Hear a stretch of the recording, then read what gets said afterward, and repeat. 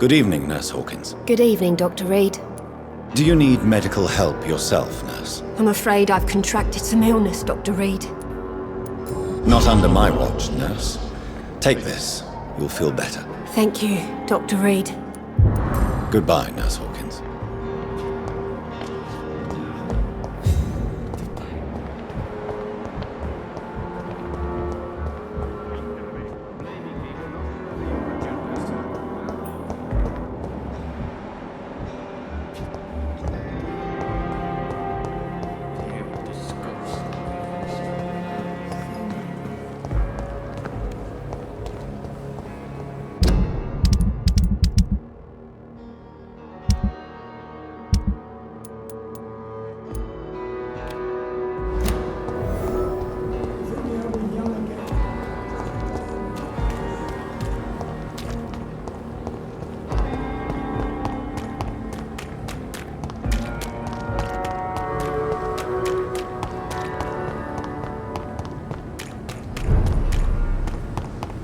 Crush the leech, boys!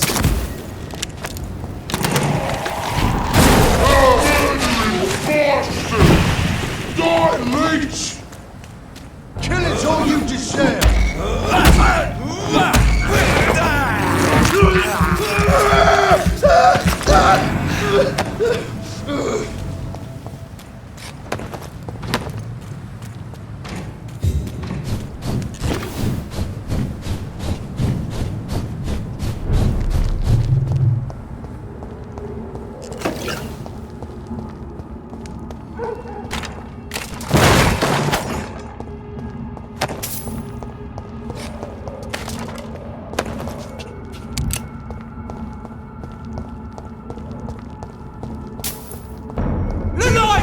It's on to us!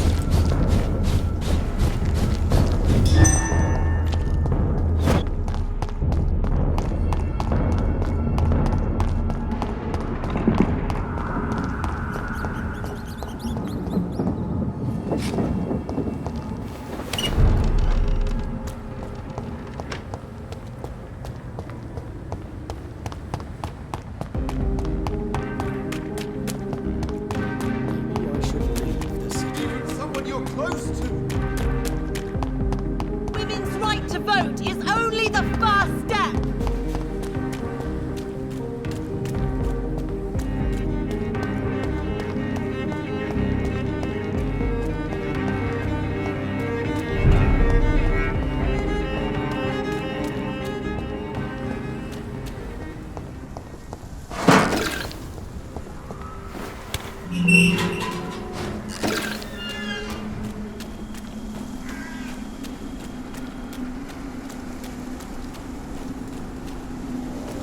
Get them weapons ready! I'm found! Watch it! It's a killer!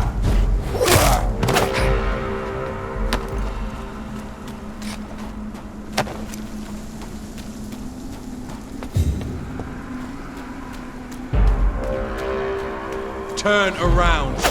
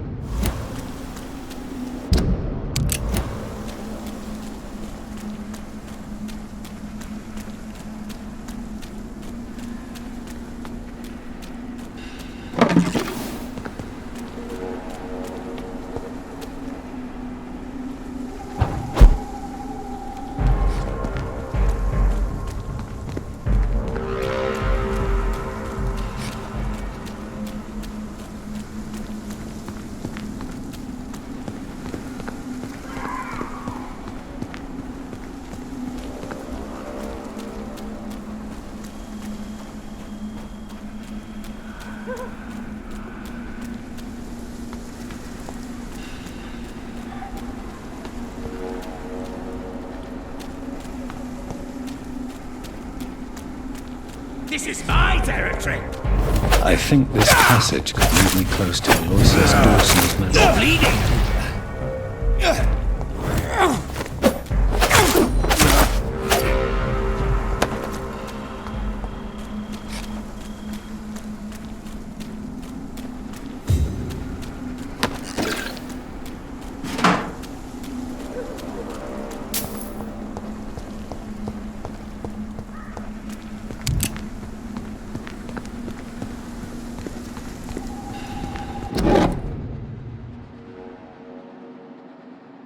I had almost forgotten I applied for a position at Pembroke.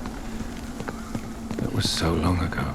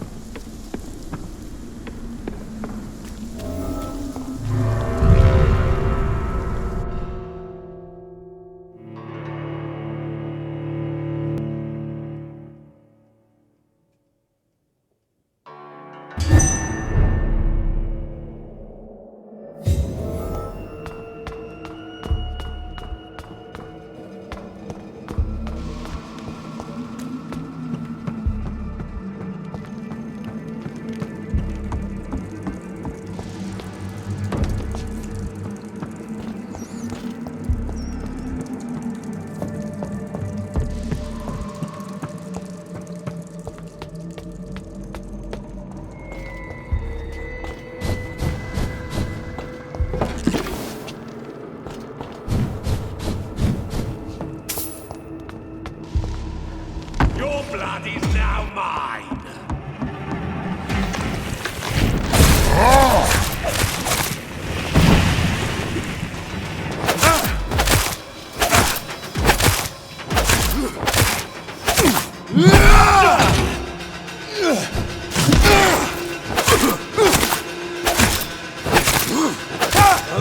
No one!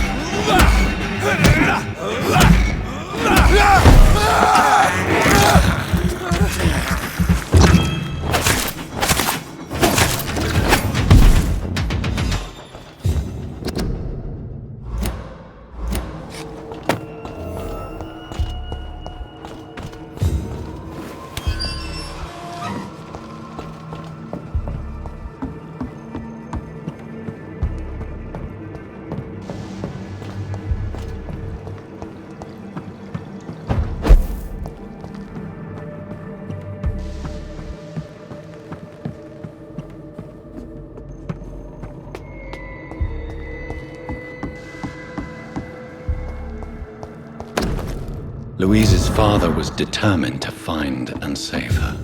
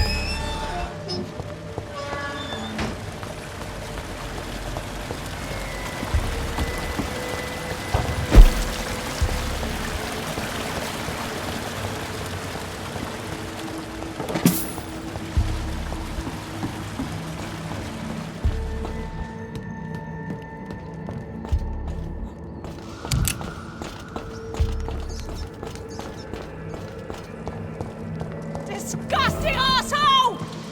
Vampire or not, I'll never be This is now.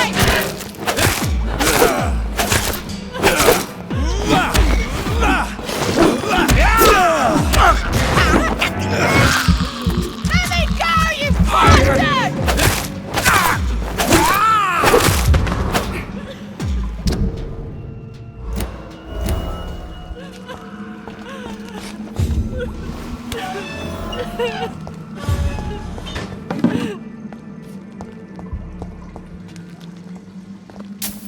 Miss Teasdale, are you all right? How do you know my name? Who are you? My name is Dr. Reed.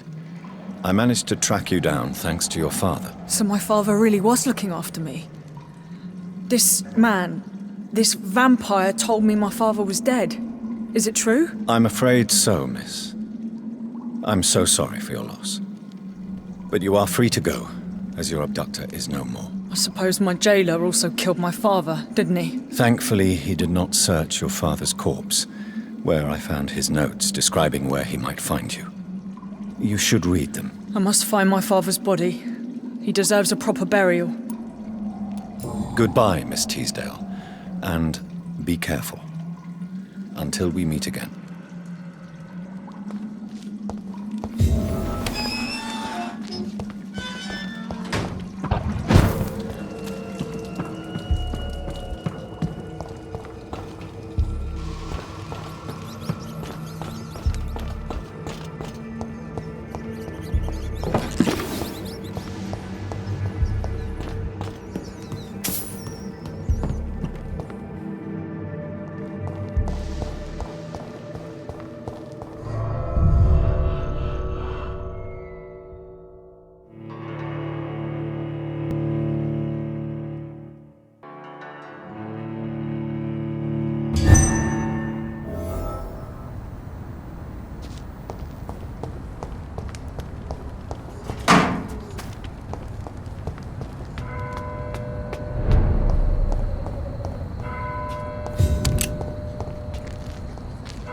Good evening, sir.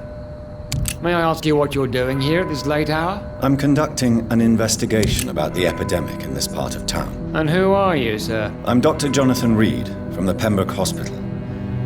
May I ask who you are and why all the questions? I'm Detective Inspector Charles Albright from Scotland Yard. And I don't find your answers convincing. What is a Pembroke doctor doing in the West End at this time of night? I work for the Ascalon Club. Here is my permit to go freely about the city. The Ascalon Club? You should have said so, sir. I must warn you, these streets are dangerous, and you'd better be careful. What can you tell me about this district? I'm the one asking questions, especially when there's a killer on the loose. What killer? I'm not going to discuss that with the civilians, sir. Haven't I told you about the investigation I'm conducting? Perhaps I could help you. All right, without giving you too much information, I'll tell you this. I'm convinced there is a homicidal maniac on the loose, using the epidemic to disguise his kills. And what about the epidemic? We both know the situation is critical, don't we, Doctor? Colleagues of mine die almost every day. What are you really doing here? I told you. I'm a detective inspector from Scotland Yard, investigating suspicious cases in the area. Do you work alone? Yes, the situation is difficult for the police. Many of us are sick, and since the summer strike, most men apply a work to rule on their patrols. What about the situation in the East End? Why are there no police there to protect the civilians? I know, it's a shame, but we just don't have enough men to cover the entire city. Why are you investigating at night? Criminals rarely act in daylight, you know. But since you are also a night worker, have you noticed anything strange which requires police attention? No, I've noticed nothing odd. All right. But keep your eyes open, though. Tell me all you know about that homicidal maniac you're looking for. I'm not even sure there is only one. The wounds are always the same, but the modus operandi varies. Sometimes violent and brutal, sometimes precise and swift. How could different killers inflict the same wounds? That's my main problem. If my theory is correct, maybe we're facing a group of individuals sharing the same violent tendencies. Perhaps a sadist cult.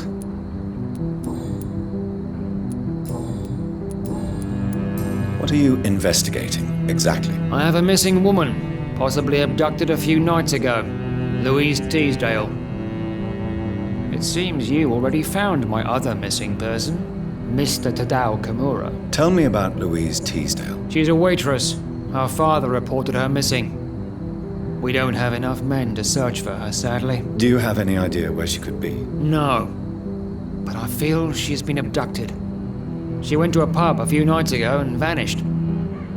I thought about the sewers, but I'm not equipped for such an investigation. Do you know anything in particular about a man called Aloysius Dawson? Who doesn't know the man? I think he intervened personally to put an end to the police strike of last August. What else can you tell me about him? Aloysius Dawson is exactly the kind of powerful and influential man who could commit murder and get away with it. With just one phone call. Goodbye, Detective Inspector Albright. Goodbye, Dr. Jonathan Reed. I'm sure we'll talk again soon.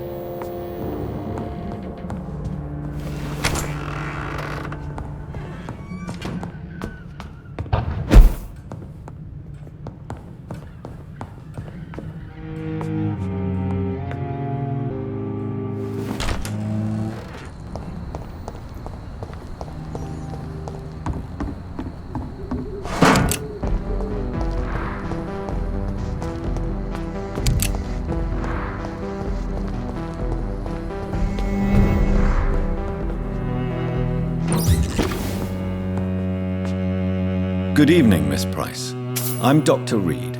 Do you remember me? Dr. Reed? Yes, of course. You are the doctor who healed me and my mum. Good evening, Dr. Reed. Good to see you too, Carol. Are you all right? Oh, yes. I did not hurt myself recently. I know how to take care of myself now. I'm almost a grown-up. Why are you awake at night, Carol? I am helping my mother in her shop. It's not easy, but I'm a grown-up now. I'm sure your mother is grateful for your help. I do the best I can. But I'm so clumsy sometimes. I drop things. I injure myself. It's a good thing my mother has the patience of an angel. Why is work not easy? Is something or someone bothering you? Oh no, most people are gentle with me. But I'm so nervous sometimes. I pay no attention and hurt myself. Good thing my mum learned first aid. What can you tell me of the people living nearby? I don't speak to many people, except our customers. It's not easy to make friends. And with the epidemic, it's even more difficult. What can you tell me about the epidemic? Some of our regular customers have left London. Some others only send their housemaids now. Everybody fears the contagion. I've even seen men with weapons. Have you no friends at all? No. Mr. Nithercote used to pass by and was always nice to me. Does he not come by anymore? No. Mum said he was weird. Always reciting poetry about a girl he'd met in Whitechapel. I wonder who this camellia may be.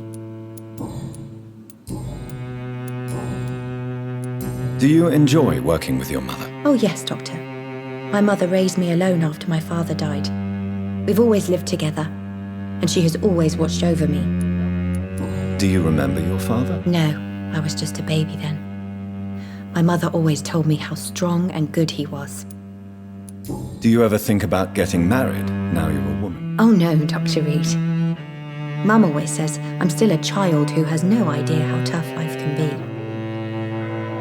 No husband would like a clumsy girl like me.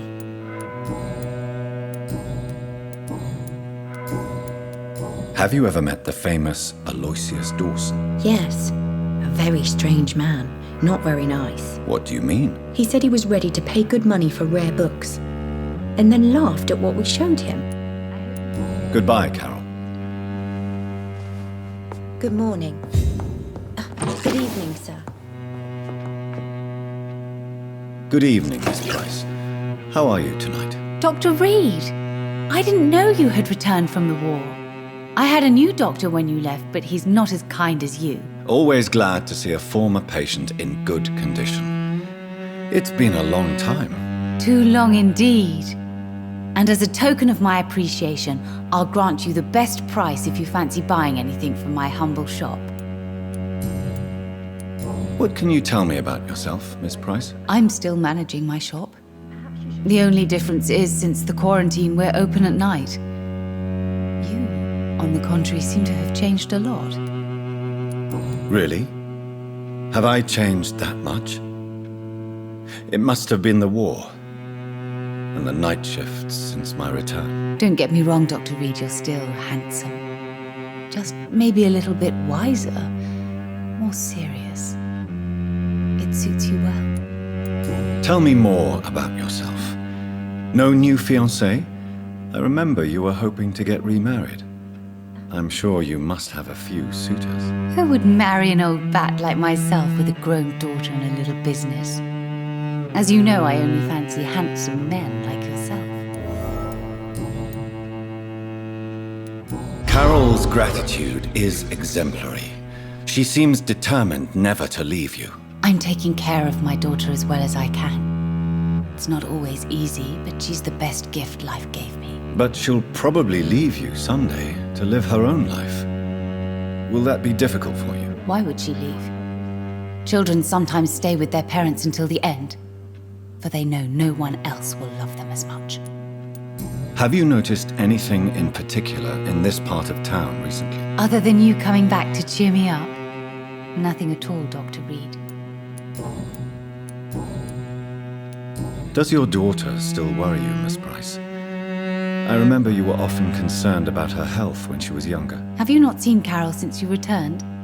She's almost a young woman now, but she'll always remain my sweet little baby. So you're less afraid? Some things never change. Carol is still too clumsy for her own good. Sometimes her innocence puts her in real danger. Why would her innocence put her in danger? She does not realize how cruel life can be. Maybe I was a bad mother to protect her too much. My poor dear Carol. You have every reason to be cautious, Miss Price, especially in these difficult times. Maybe you could talk with her, Dr. Reed.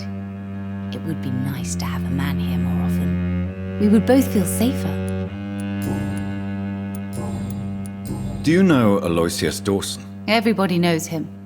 He's only been to my shop once, though, looking for rare books and other intriguing antiques. Did he buy something from you? No, he left quickly. He almost laughed at my goods. Mr. Dawson may be a rich man, but you can't buy good manners. But isn't Aloysius Dawson known for his philanthropy? That was before his brother Robert died in an aeroplane crash. Since then, the remaining twin has turned into a heartless tycoon. Goodbye for now, Miss Price. I hope you can stay a little longer this time.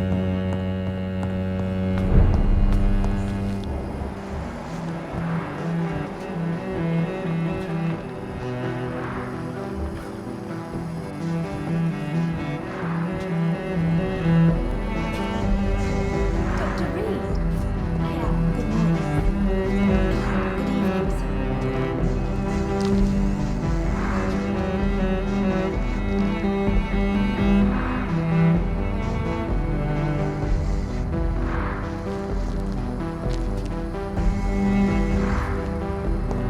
I hope you can stay a little longer this time.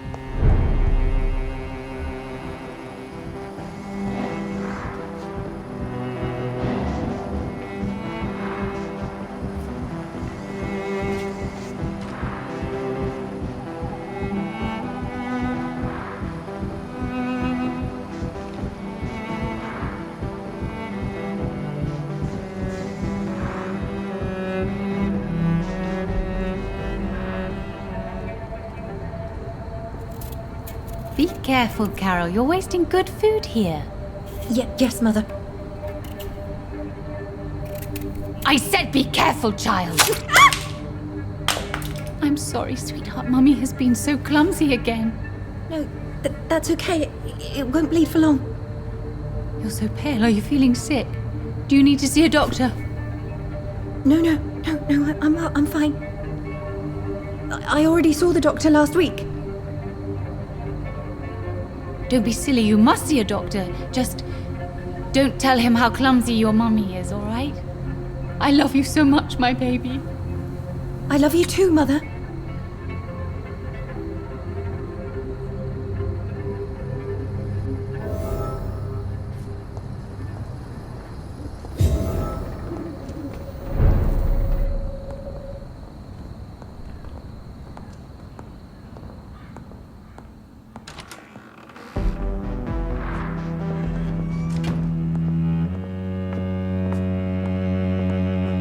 Dr. Reed, I am glad to see you again.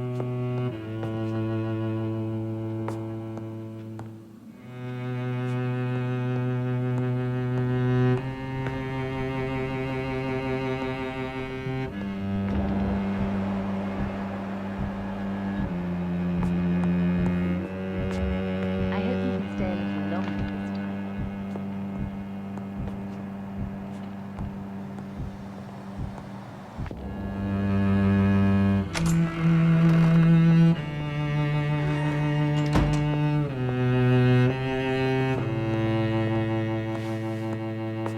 Dr. Reed. I am glad Good to morning. see you again. Good evening, young lady. My mother always prefers when people simply call me Carol. Is it true you often hurt yourself, Carol? Yes, it's true. I try to behave, I really do. But one way or another, I always end up injured or wounded. I'm so stupid. Why would you be stupid? It's like I can't help getting under my mother's feet. That's how I end up being pushed, cut, or burned. You see, I'm a stupid girl, really. When exactly do these accidents happen? Ever since I was little. That's why I need to stay with Mum. I'm not capable of taking care of myself.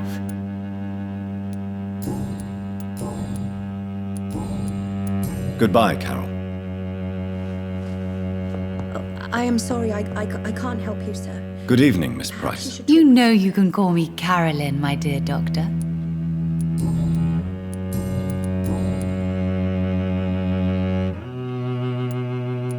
Tell me, Carolyn, do you often wound or hurt your daughter by mistake? No. I always thought it was Carol's clumsiness that caused these incidents. Maybe it's a family trait, Doctor. You really believe it's just bad luck and being clumsy, then? Of course, Doctor. What else could it be? I have nothing to hide. You are responsible for your daughter's many injuries and scars, Carolyn. You brutalize her, don't you? How could I abuse my own flesh and blood? This is nonsense. It would be like hurting myself. You really believe you've done nothing wrong, don't you? How long has this been going on for? I should have seen it when you were my patients. Seen what? Child abuse? Are you mad, Dr. Reed? I dedicated my whole life to my precious Carol. She is a part of me. Yes. Even her name is just a part of yours. This is a terrible tragedy. Something of an unknown disorder. My God. Abuse that comes from overwhelming love. I can't believe what I'm hearing. How dare you say something like that? What kind of a monster do you think I am? Speak to me, Carolyn. Why do you behave like this? How does it make you feel to hurt Carol before cajoling her? I don't know. It makes me feel good to take care of my daughter. I need to feel useful. No one ever takes care of me. I need someone to take care of me. Do you realize Carol is a person? Not a toy, not a doll. The poor girl would put her hand in a flame to please you.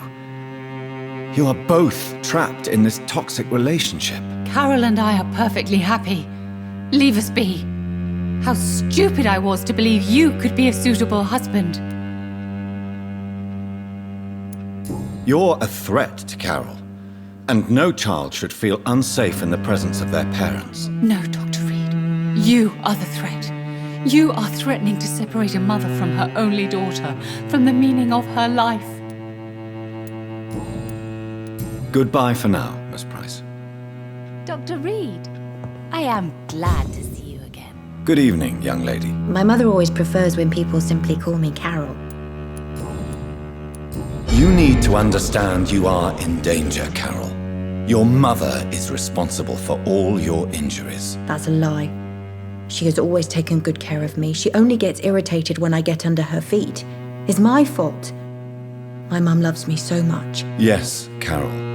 Your mother believes she loves you as much as you're convinced she loves you. But you are both trapped in a toxic relationship that puts you in danger. What are you saying? That she lied to me all these years? That she wants me to be miserable? My mother has dedicated her life to my safety.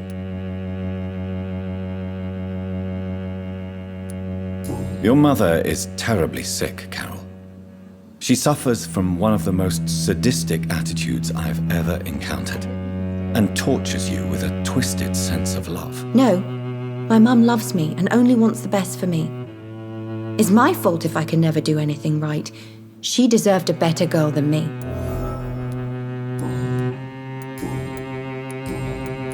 Goodbye, Carol. Good morning. Good evening, sir.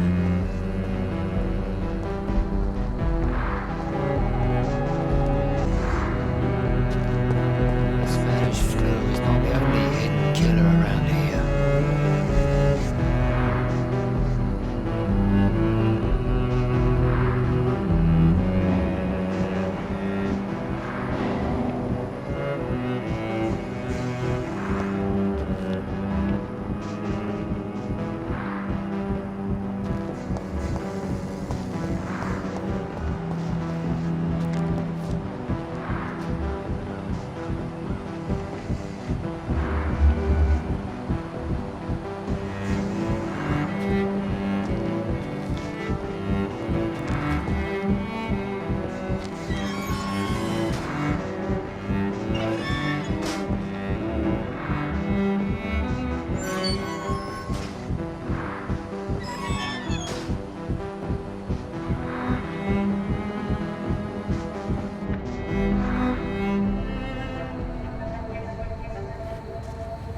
We should be far from town already.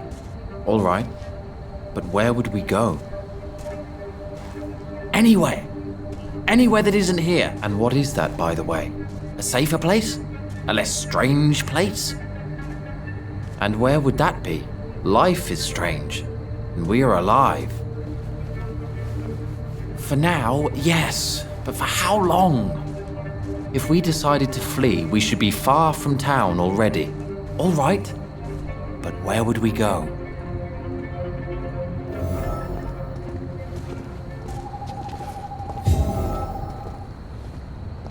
The Spanish flu is not the only hidden killer around here.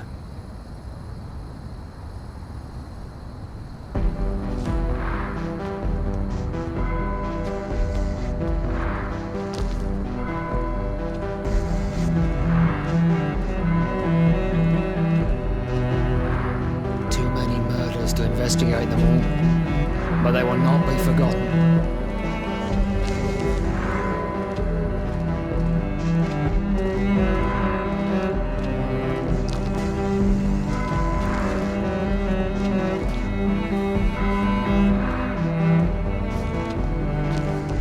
Good evening, sir. I'm Dr. Reed. Can I be of assistance? Dr. Reed? Dr. Reed? Is there anything wrong? No, it's just... your name sounds familiar. And your face. Have we met before? I think I would remember. So I suppose the answer is no. That's odd. I'm certain I've already heard of you. My name is Pericles Baker. Does that mean anything to you? I'm afraid not, sir. But it's a pleasure to meet you anyway. The pleasure is mine, I guess. I only wish I could remember when it was that we met.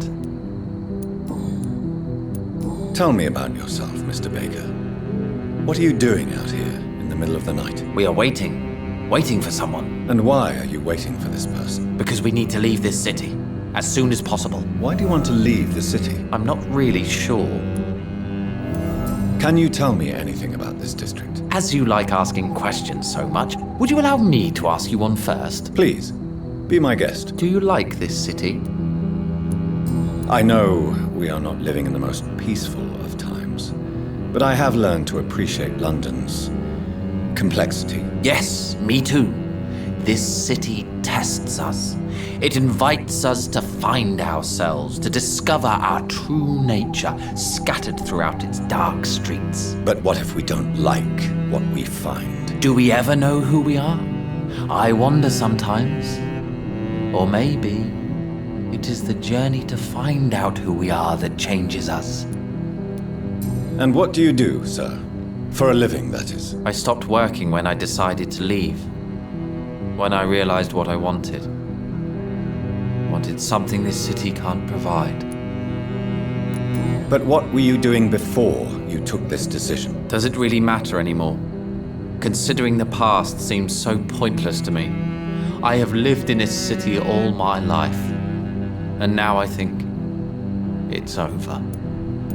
Tell me more about why you want to leave London, then. I just don't belong here anymore. I had to convince my brother to leave London because I know we need to find another life out of the city.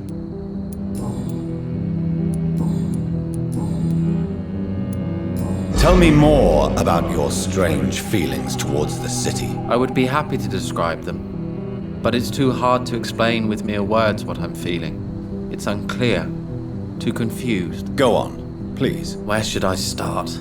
The world is chaos. Men go mad, and nature itself runs roughshod over us all. This is not the first time mankind has faced a deadly epidemic, or a war. Men kill each other, while nature decides to kill them all. I don't know what scares me the most. Do you?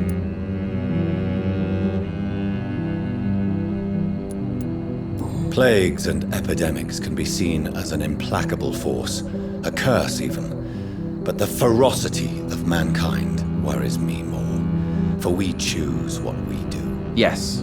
At least nature is not aware of all the suffering she brings to us. At least that's what I am hoping. Who are you waiting for? I'm sure he has a name. I really can't answer that question, since I don't know that person. And why is that? This person is mostly my brother's acquaintance. I don't even know his real name. Only that this man could help us leave this city once and for all. But why would you need this person's help to leave London anyway? Well, I thought we should have left this cursed place already, but my brother convinced me to stay a while longer, and here we are. Goodbye, Mr. Baker. Good evening, Mr. Baker. Why do I always have feelings of déjà vu when I talk to you? What can you tell me about Aloysius Dawson? I've heard this is a man who has searched for his place in the world for a long time. I hope he found it. Goodbye, Mr. Baker. Good evening, sir. I am Dr. Jonathan Reed. Do you need my help? Yes, please. Would you be kind enough to tell me what the time is? That's all you need to know. Well, is it not important to know? As important as where you are? Or who you are? I suppose you're right. And who are you then, sir? I am Agamemnon Baker. Like my brother, I think we need to leave this city immediately. And my brother and I rarely agree on anything. May I ask what you're doing outside at this hour of night? I don't know. You should ask my brother instead. It was his idea in the first place. You must have your own ideas. From what I have managed to understand, I guess we're supposed to wait here. Waiting for someone to come. What can you tell me about this part of town? It's the only place I've considered myself happy. Or at least that's what I believe. Unfortunately, it's time to leave. Why is that? Because I'm not feeling happy here anymore. Are you? What kind of question is that? What am I supposed to answer, exactly? The truth. And I believe you just did it, actually. May I ask why you've not gone already, if you're so exasperated by this long wait? I believe fear is holding us back.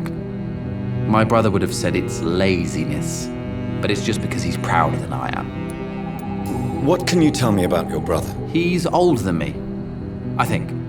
But the important thing is that I really hope I'll die before him. Grief would just kill me, you know? Is that all? Pericles is very attached to this city, and without my insistence, he would never leave this place. We don't often agree on anything, you see.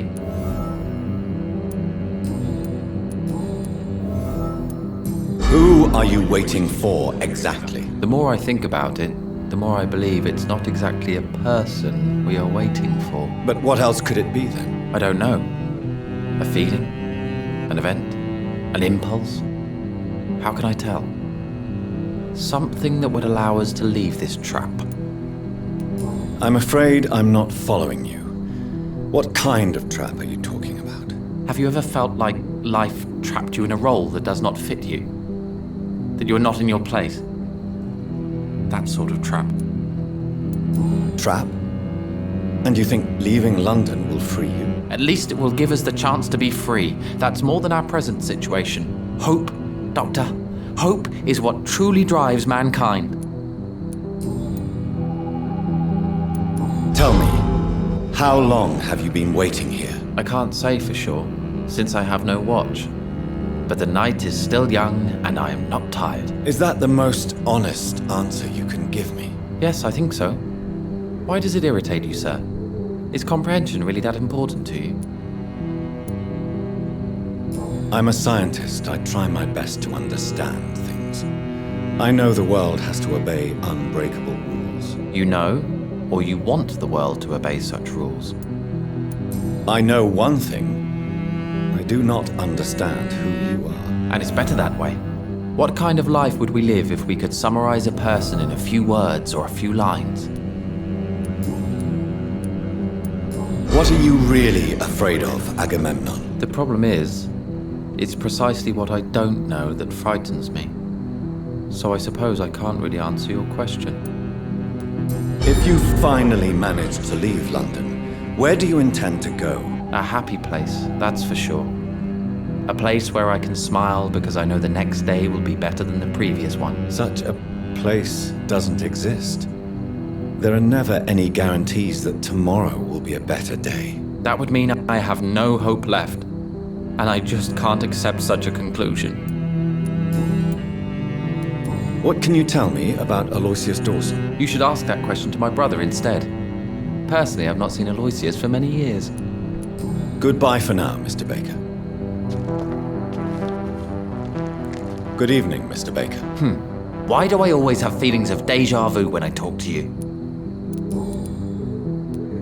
Pericles, tell me why your brother disagrees with your presence here. Agamemnon is naive sometimes. Although don't consider him a fool, sir. He is often more lucid than me. At least you both have the same difficulty explaining what you're doing, and for what reason. But is that not a common problem for all mortals? What can you tell me about your brother? If you are searching for a pleasant chat, you should speak with him instead of wasting your time with me. He's always been the more gentle of us. That's it? That's all you can tell me about him? For the time being, true kindness is the most valuable quality, my good sir.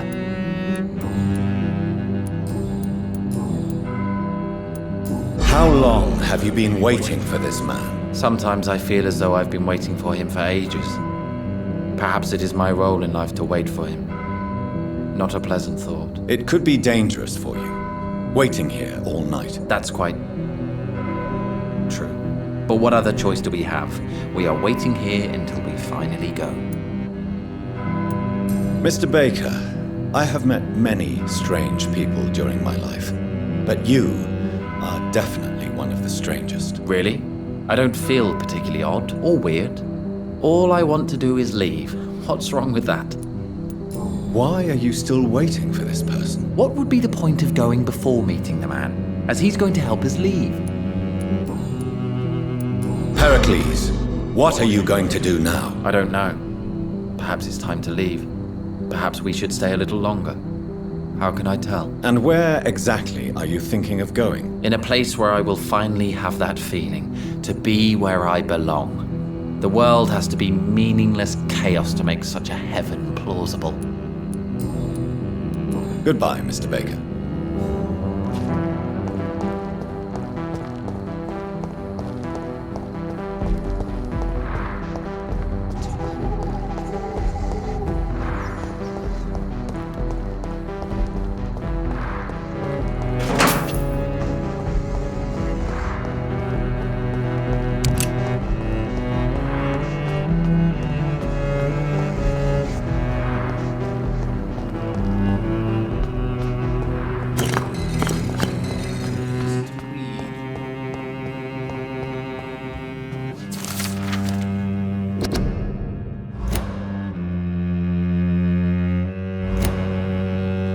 Jonathan Reed.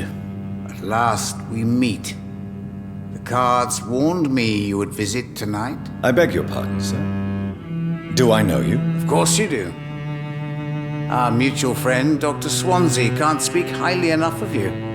My name is Usher. Usher Talltree. You are the leader of the Brotherhood, are you not? Primate of the Brotherhood of St. Paul's Stole, to be precise. I'm really glad we met tonight. I love it when the cards tell me a truth. The cards told you to expect me. Yes, they can tell me everything. They told me that you have not taken another life since your poor sister died. What can you tell me about the neighborhood? I really don't know. I don't often go outside. And when I do, it's usually to quite distant destinations. So you see nothing in the stars for me? You're a poor fortune teller then? Oh, I can tell you many things, but they will only concern you, not the city. For example, I know that you offered your sister the final rest she asked for. Do the cards speak of my Mary? No. It's the burning aura of guilt that precedes you everywhere you go. Read my fortune, then. You have been chosen, Jonathan. I see on you the mark of a strong being, so powerful it needn't even reveal its strength.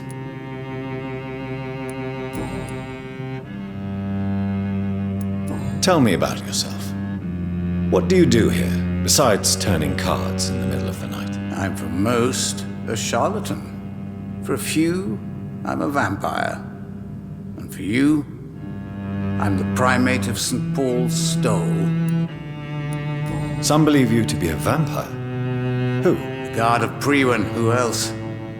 For a time, they sent spies to observe my activities, and they even broke into my home to gather proof. Did they steal anything from you? A personal notebook they quickly took to their headquarters. All they had to do is to look at me. I'm aging. What better and definite proof that I'm not an immortal? Do you want your notebook back? If you ever find it, I'd be glad to have it back, of course. I do ask one thing, though. Do not read it, Jonathan. Some secrets are not meant to be revealed, even to immortals. For how long have you been a primate? It was 15 years last year. What do you make of Dr. Swansea? Edgar is a brilliant and dedicated man. A man of his time, sometimes a little muddled, but always looking for new paths and new concepts.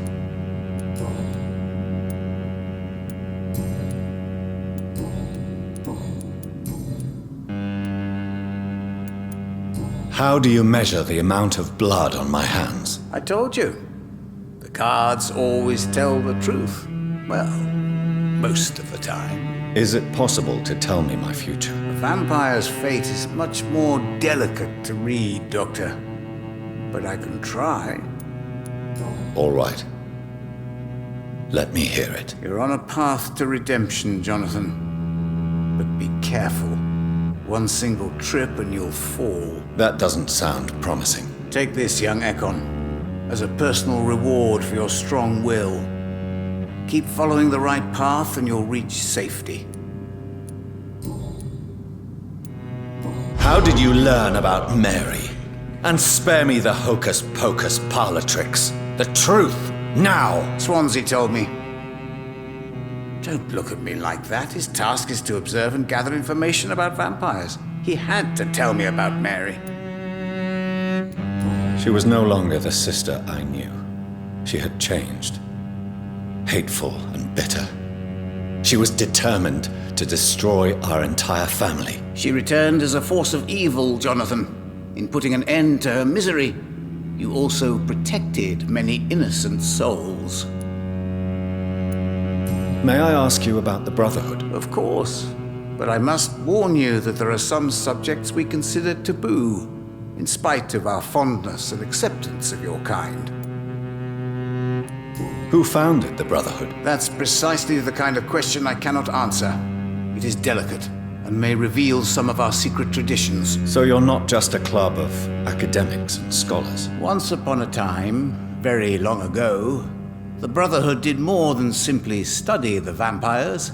They took actions to eliminate the more ferocious and corrupted.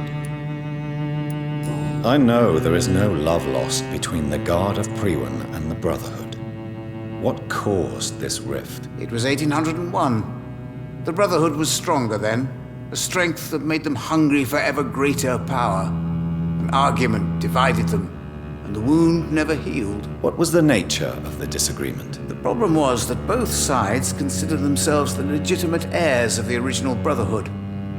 We divide up the books, the relics, not always fairly or with consideration.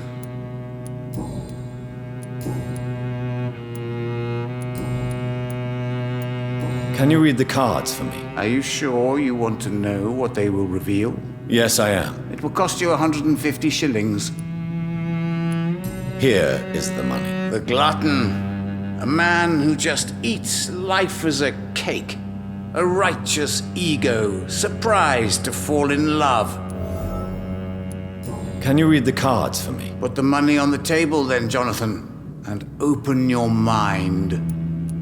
Here is the money. The alchemist. A wise and cunning mind who lives by lying to all but himself.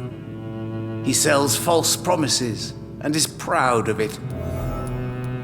Can you read the cards for me? Put the money on the table then, Jonathan, and open your mind. Here is the money. The snake. A bitter woman, smiling as she pours poison in your cup. A shaming betrayal. Hate.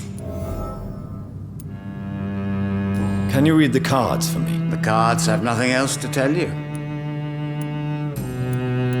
Is there anything you could tell me about Aloysius Dawson? Aloysius Dawson. Yes, of course. We met on several occasions. With time, he got deeper and deeper into the occult. He's not the only one. It's been quite the fashion for several decades. The Golden Dawn, for instance, is just one example. True. Aloysius was a member of the Golden Dawn until 1900. Then his thirst for dark knowledge grew. I'm talking forbidden texts, readings which blackened his heart. Goodbye, sir. Until we meet again. I rarely wander, yet it amuses me to converse with your kind. Cards never lie, but they are never easy to read.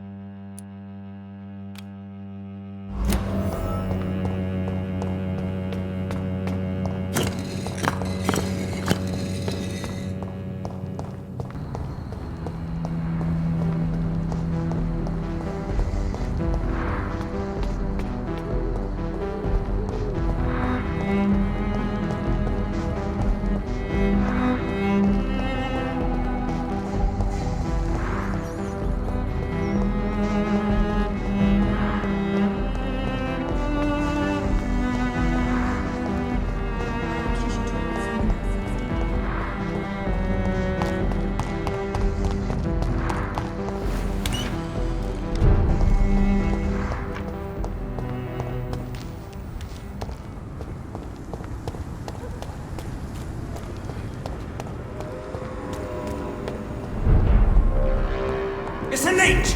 Kill him! Die, vermin!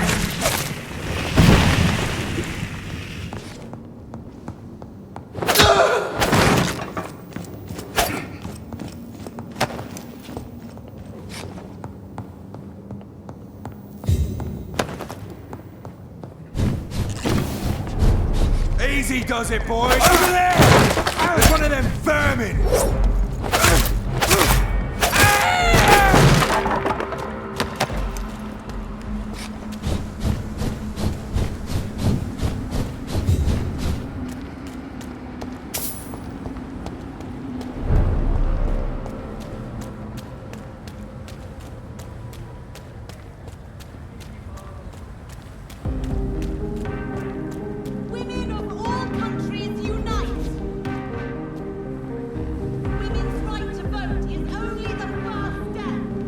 Good evening, Miss Teasdale.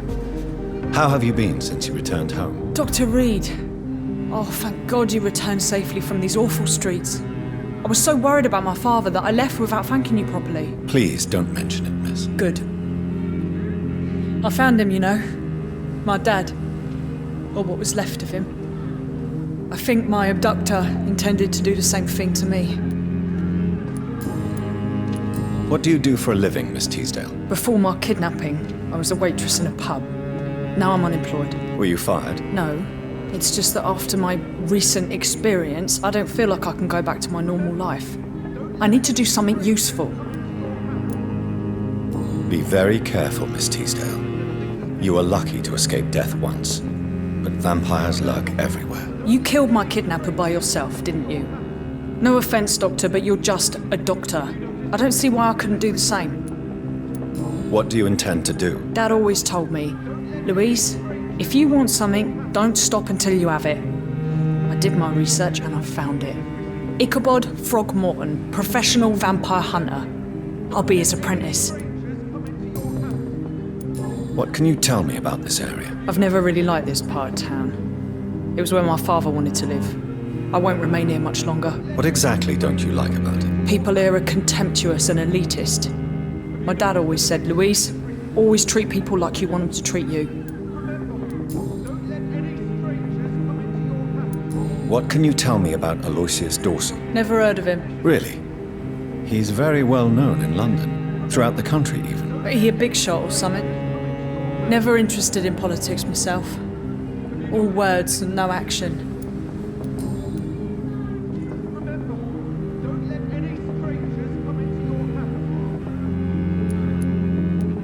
You seem to cherish your father a great deal. Dad was the best. He kept an eye on me, but let me make my own mistakes. Louise, he used to say, mistakes are the best teacher. You would have liked him. I'm sorry you didn't have the opportunity to say goodbye. That's all right. He's buried in consecrated ground now. Nothing bad can happen to him. Louise, tell me what you really think about your father's sacrifice to save you. I'm proud he went after me. I forgive him all his harsh words, all his bloody attitudes. I only wish I could tell him how much I loved him. Yes. It can be traumatic not having the chance to say goodbye to those we love. Yes, Doctor. And there's no treatment for that type of pain, isn't that right? That may be the last thing my father taught me. Why did your father feel guilty? He seemed so eager to welcome you back, as though he'd done something wrong. Last time we saw each other, we had a terrible argument. I left the house and ended up in a pub. That's where the vampire met me. Dead drunk. I see. We argued a lot, me and Dad. But I always came home. I'm sure that's why he went to find me. He knew something bad had happened. Your father never gave up on you. In the end, he risked everything to save the daughter he loved. Yeah, that was my dad. Tough bastard, just like me. Even if I'd broken his leg, he would have gone looking for me. What do you mean? That last argument we had, it was more of a fight, actually. He slapped me and I kicked him hard in the balls. Louise, what can you tell me about the vampire who captured you? The little fucker claimed he'd fallen in love with me. That he wanted to spend eternity with me. Not a bad idea. At least that's the way it seemed at first. Really? Did you consider accepting his proposal? Well, immortality. Not a common wedding gift, is it? I think he just wanted to have his way with me. Can vampires even fuck, Doctor? What? Well, I really can't answer that. Since they are creatures of blood, physically speaking, I suppose an erection is possible, but Don't be embarrassed, Dr. Reed. I was just asking. Goodbye, Miss Teasdale, and be careful. Until we meet again. It's always been your house, Dad. Not mine. Remember, don't let any strangers come into your house. Have you noticed anything suspicious recently? Remember, don't let any strangers come into your house. These leaflets Have you noticed anything suspicious recently? Nobody takes them seriously. Remember, don't let any strangers come into your house. Good evening, old chap. Are you all right? I won't lie to you, Johnny. I'm not a well man. These are the documents you wanted me to look for. I think I've gathered all the available occult research about vampires. Oh, thank you, Johnny. That'll help me separate the myths from the facts. I'm not sure you can consider this material factual, but it's yours now. What do you intend to do with it? First, I'm going to show them to Venus. It'll open her eyes and make her understand the importance of my mission.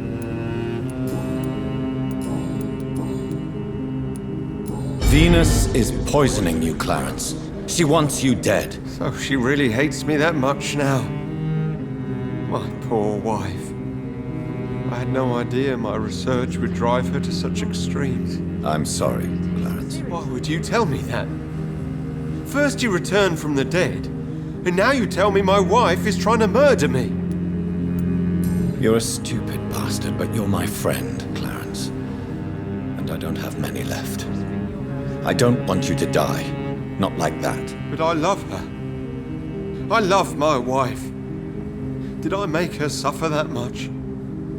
Have I become such a burden? So you have no suspicions about her at all? Nothing in Venus's behavior has seemed odd since you returned? Frankly, it's my behavior that's been odd. Ever since I got back from the war, she accuses me of being paranoid and delusional.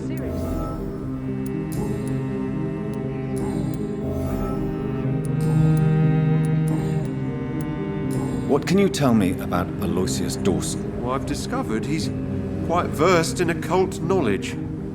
So I wrote him a letter asking him to finance my research about vampires. He never responded. You need some rest, Clarence. You should try to sleep.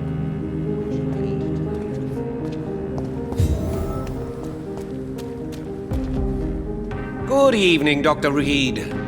A great night, what? Do you know anything about a man called Aloysius Dawson? He used to be a big spender. One day, he sent 3 houseboys to buy all the beluga in my shop. For his brother's birthday, if I remember correctly. I see.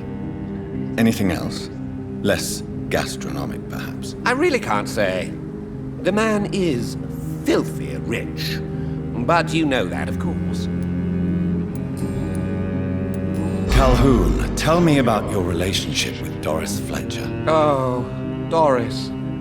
Cold fire and burning ice trapped in a perfect body. Our passion was as intense as it was brief. What an actress. How did you meet her? On a boat to France before the war. She was thinking about a career in Paris, and I was eager to try French gastronomy. We both returned disappointed. I expect you've seen her on stage, too. She really is the best actress of her generation. Such frailty and such strength at the same time. I hope she'll play again soon. She's been away for too long. You sound surprisingly sad. Have you regrets? I think of her as a divine dish. I'm glad I was able to taste it, but I regret I could only get a bite of her mystery. You really loved her, then? She fascinated me, Dr. Reed.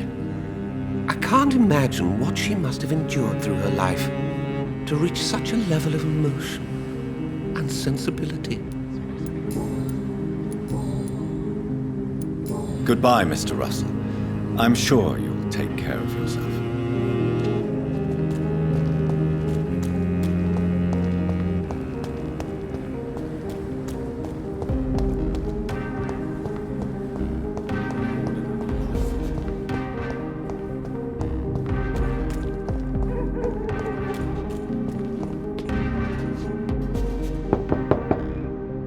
Hello, Venus. Hello, Jonathan. Please, come in. At least you survived the Great War. What do you need from me, Jonathan? Did Clarence recently show you documents that prove the existence of vampires? Yes, he did. And he also told me you spent a few nights gathering research for him. Seriously, Jonathan. Why feed his obsession like that? He's my friend. I thought it might help him rest, instead of going outside at night. Tell me, what are your thoughts about vampires? Gibberish and poppycock. Dracula was a good book, but these documents were just mumbo-jumbo. I burnt them all as soon as Clarence went outside again.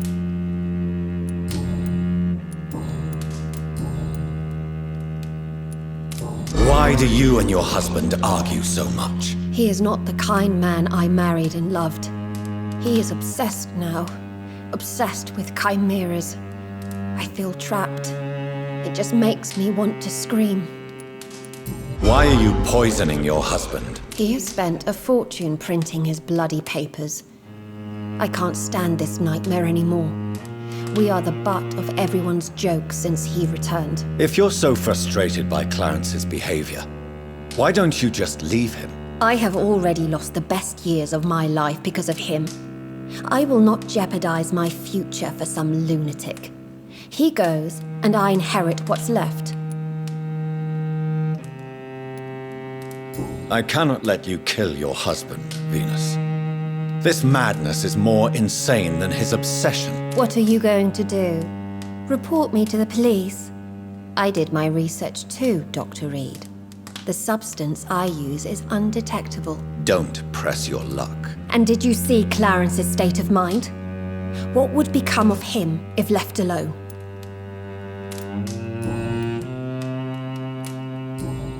Goodbye for now. At least you survived the Great War. I feared the worst.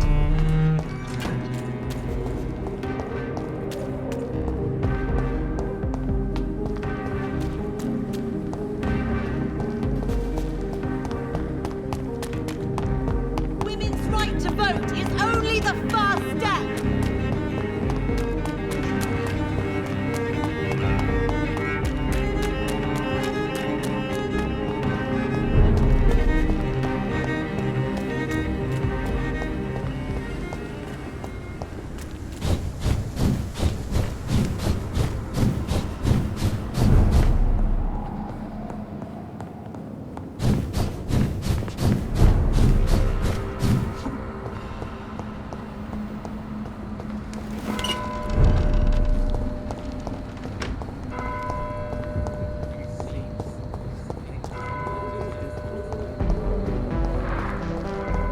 Seems violence and madness are now contagious.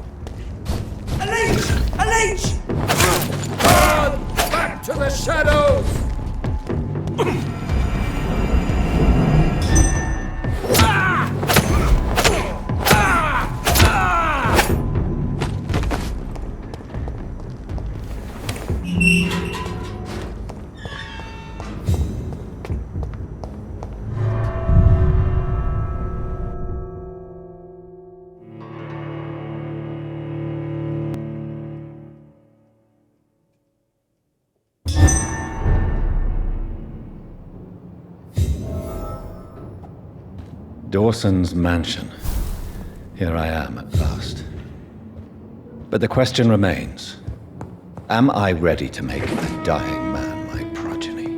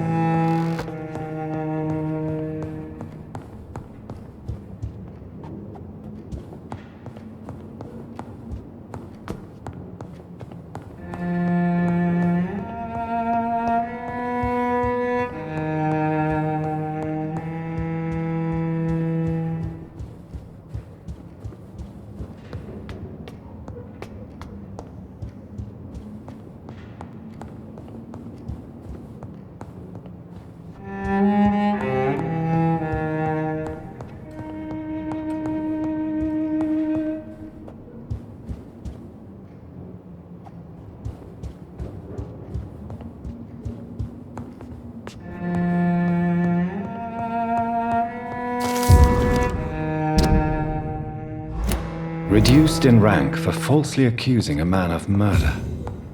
I wonder what Inspector Albright thinks about his punishment.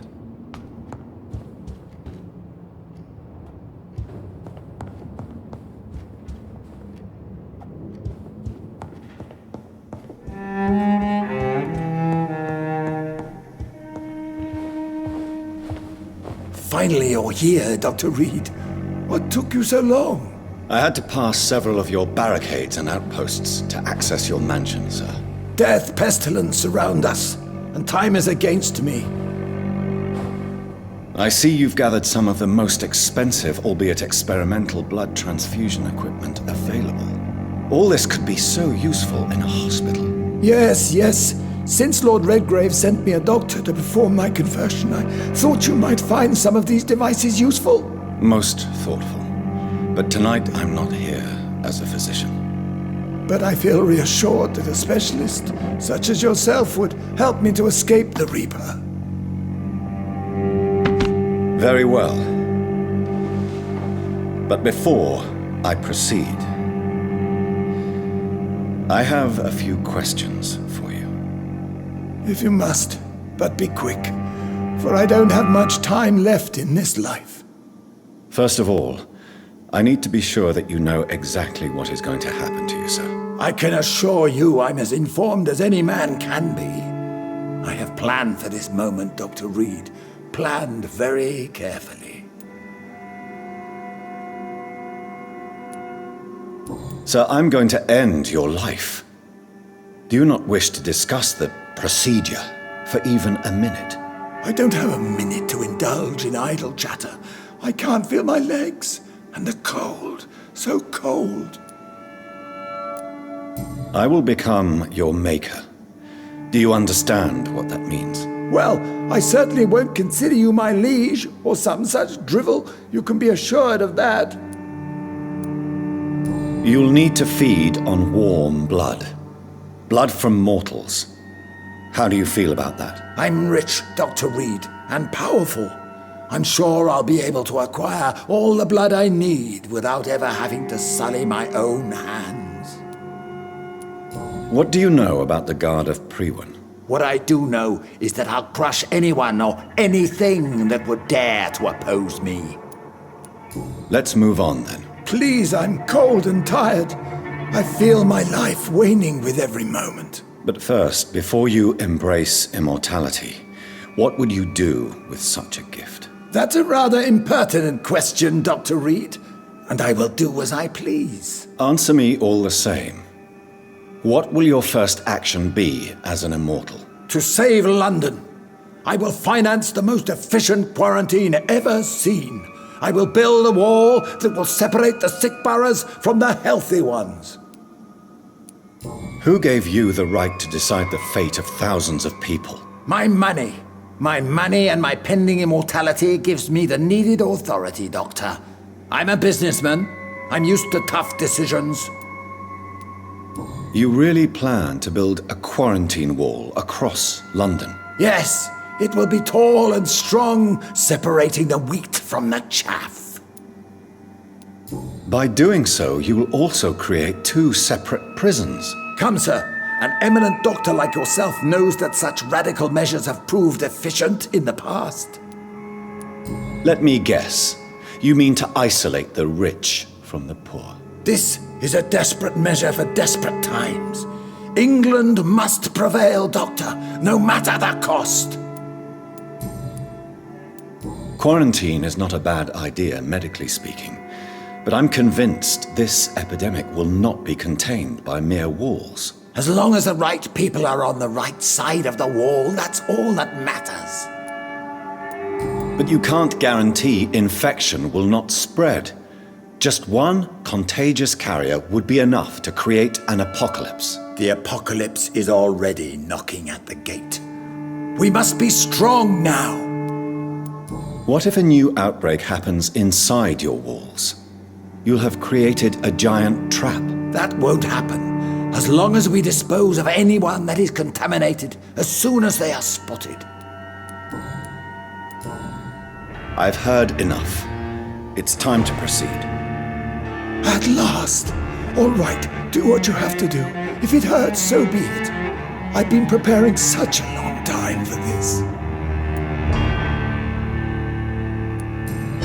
Listen to me, Aloysius Dawson. You will forget your fear of dying, for it has poisoned your mind and made you bitter and ruthless since the death of your twin brother. You don't understand. Death is oblivion, the eternal void. I know there's nothing there. I saw it in Robert's empty eyes. I saw myself in that coffin. Death is painful for those who remain, not for those who have passed. All that occult gibberish you filled your head with has made you forget this simple truth. No! Death will not claim me. I have the power and the money. I've acquired the arcane knowledge needed. I believe there is magic, there are dark forces. You will provide me my extension. Your ignorance makes you a fool. You have no idea. Look at me. Hunted like a beast, my family lost, cursed. I have not escaped death, I have become it. No, there must be a way. I don't want to go like my brother did. I have money, lots of money. Money won't ease your mind. I know you used to be a good and generous man, so I offer you the gift of peace, Aloysius. The tranquility of a true death. I accept your offer, and I understand. No more fear, I will die a man of dignity, and a man at peace.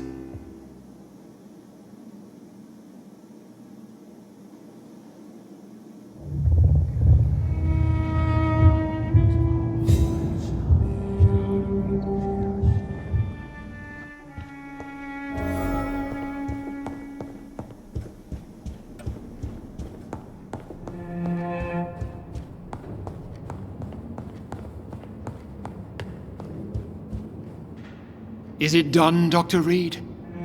Is Aloysius Dawson reborn as expected? I'm afraid Mr. Dawson finally chose to embrace life and death as a mortal. What do you mean? He has overcome his fear of dying. I let him rest and wait for death to come. What? This is unacceptable. Go back there and make him the powerful Ekon he's destined to be. No, Lord Redgrave. As a doctor and as an immortal, I can't. If you wish to make him your progeny, then proceed on your own. This is an outrage beyond words. This is betrayal, pure and simple. I should kill you on the spot. You swore on William Marshall's blood. Well, get rid of me then. From now on, you're an outcast. Banished. You are forbidden to ever appear in front of us again. Ascalon will smite you on sight, and your heart will be thrown to the rats. I'll leave you then. Have fun with your puppets and shadow plays, Lord Redgrave. Yes, go, traitor, and take that awful creature, that counterfeit of a woman I saw waiting for you, and be gone!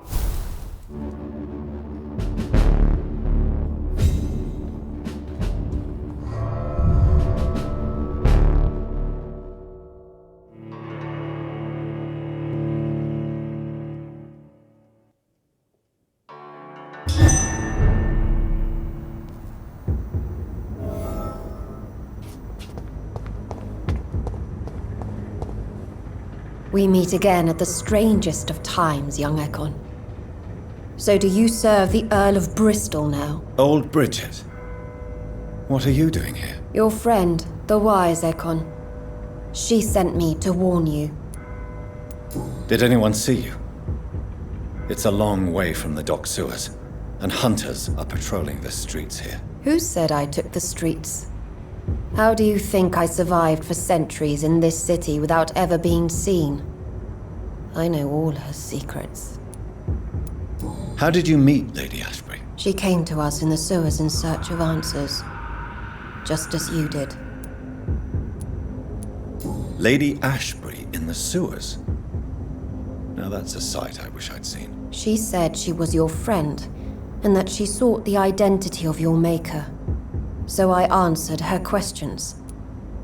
What kind of answers did you give her? I knew nothing of your maker, but we talked. We talked a lot. Her words and ideas are captivating. It is no surprise that you like her. I like her too.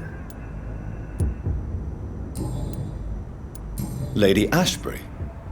You know her? Tell me what's going on. The lady approached me but a few nights ago, wanting to meet the sewer skulls. Once she questioned Harriet Jones. She agreed to help us. Harriet Jones is still with you then? How is she doing? Harriet remains angry, but is recovering slowly.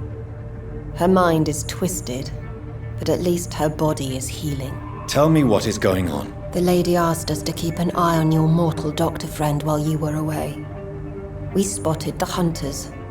They were discussing plans to attack tonight. Wait, slow down. I need to ask you something. I'm listening, but I do not have time to waste, so be quick. Where is Lady Ashbury right now? She said she will go home. She needed to speak with some old friends first, though. Do not worry, young Ekon. She is no fool, and just as strong as you. How did Elizabeth find you? She presented herself humbly at our gate and asked if we knew of any ancestral vampires hiding in London. She asked about Ascalon. She asked about many things. What do you think of her? Her soul is good, yet tainted with a deep sadness and the scars of ancient wounds. Time does that to us immortals, for we have so much to dwell upon. Why did she come to you? I am old Bridget, the buried memory of the city. She sought the silent truths, truths I have kept hidden for so long. Why do I feel like Lord Redgrave was particularly irritated to see you? Far more so than the average Skull, if I may say. Because I used to know him quite well. And he is afraid I may remember who he really is. You're Elizabeth's informant. You're the one who told her about Lord Redgrave's lies regarding his lineage. Yes, but my words were not meant to hurt or threaten. I simply told the story of the sewer skulls, and of so many other forgotten children. No time to lose, then. I must go there right away. I shall return to my den. Have you a message for the lady? Should I see her before you? Tell her we need to talk. In the end, is this not what we all need? Go now and take care, young Ekon, for the flames are rising.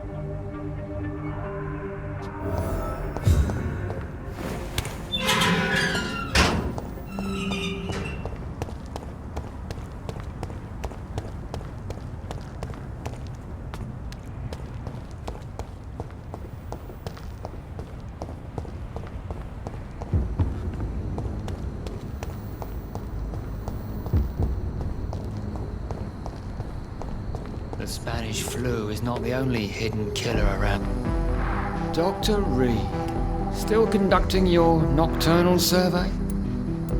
What are you investigating, exactly? Well, my 2 missing persons cases have been solved. By you, it seems. Are you just that lucky?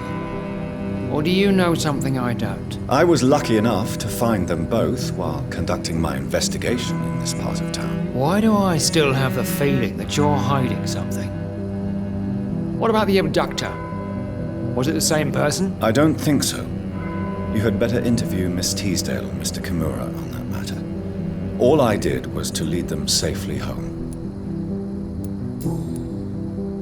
Is it true you were dropped in rank? Tell me about it. Yes, it is. I made a terrible mistake. I deserved it. Sometimes I think I should have resigned. So why are you still working here? Because I'm a damn fine copper. I just don't want to have someone innocent hung again by mistake because of me. The death penalty is a great shame. I agree.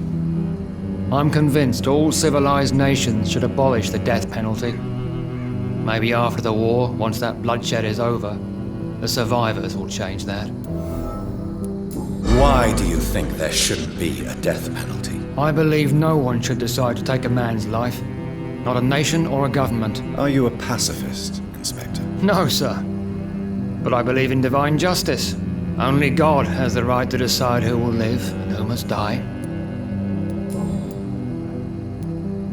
Goodbye, Detective Inspector Albright. Goodbye, Dr. Jonathan Reed. I'm sure we'll talk again soon.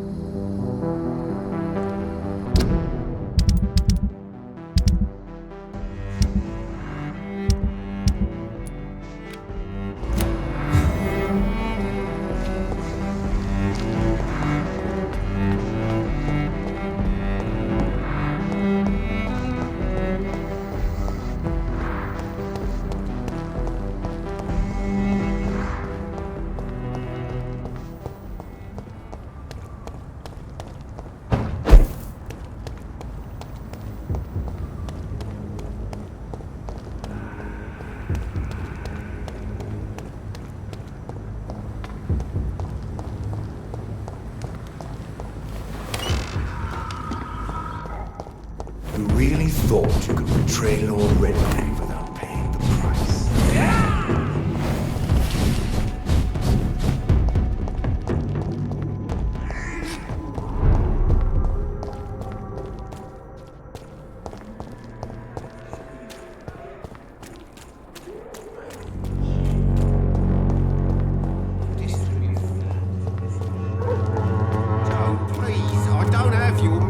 Come on, Barrett, you know the game. You pay for peace of mind.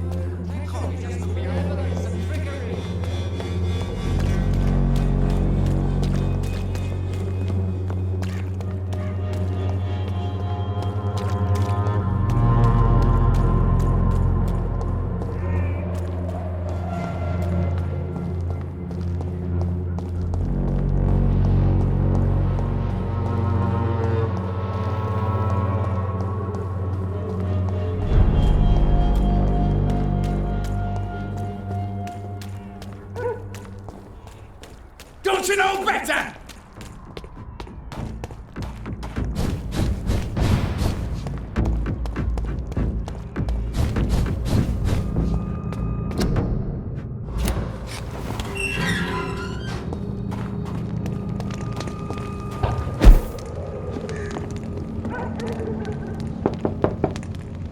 Hello, sir. Sorry to disturb you at this hour. I'm a doctor inquiring about the epidemic. May I come in? A doctor, you say? No, thank you. It cannot be safe for a blind man to live here alone. Let me enter, sir. I swear I mean you no harm. Well, a voice never lies, and yours clearly is the voice of a gentleman. All right, Doctor, come on in. What kind of gentleman pays visits to people at this late hour?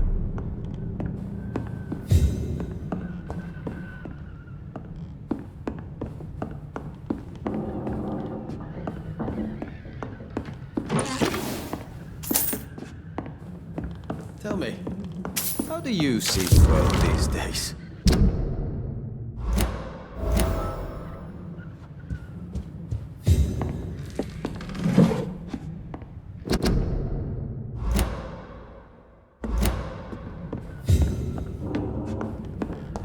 Wandering in this part of town at night, you're either brave or a fool. So what is the name of my nocturnal visitor? I'm Dr. Jonathan Reed. As I already explained to you, I'm inquiring about the epidemic. Dr. Reed? The eminent surgeon? My God, I'd never have expected a brilliant physician like you to knock on my door. You flatter me, sir. No, sir, I am flattered. I read all your work when I still had my sight. I loved it. I'm Mason Swanborough, by the way. And what else have you learned about me, Mr. Swanborough? I know you assisted Professor Carell in France, and that you invented a new blood transfusion method based on his work. Yes. Those were frustrating but exciting days. I loved it. Yes, the thrill of research and discovery. This is what drives people like us, Dr. Reed. Oh, how I envy you. Does someone take care of you in this isolated place? My sister Loretta and I have our daily routine. Every morning and evening she comes by so we can talk and eat. Then she leaves and I stay. Do you not appreciate your sister's visits? Loretta is the best and worst thing that happened to me, and I believe she could say the same thing about me. Where does your sister go? Well, let's just say she earns enough money for us both. What's so amusing about that? I won't hide the truth from you. Loretta sells a fake miracle elixir to the sick people of Whitechapel. Mason, why would you waste your skill and knowledge on crafting snake oil and fake drugs? But this is my only opportunity to continue practicing my art. By giving false hope to desperate people? They all see me as disabled and useless. I'm sick of their pity. To accept what has happened to us and what we have become is a difficult process. I'm sorry for what you've had to endure. You'll not get my respect through cheap compassion, Doctor. Speak to me like I'm a normal human being. That's all I ask. How is the sanitary situation evolving in Whitechapel these days? I hear them hissing and scratching at my door every night. The sick made mad by the fever. But these walls are thick, and my lock is solid. Why does your sister feel so guilty about what happened to you? Because she knows I'll never forgive what she did to me. You run an illegal business with someone you hate? I don't hate my sister. She looks after me, we have a good time. But I'm just not ready to forgive her.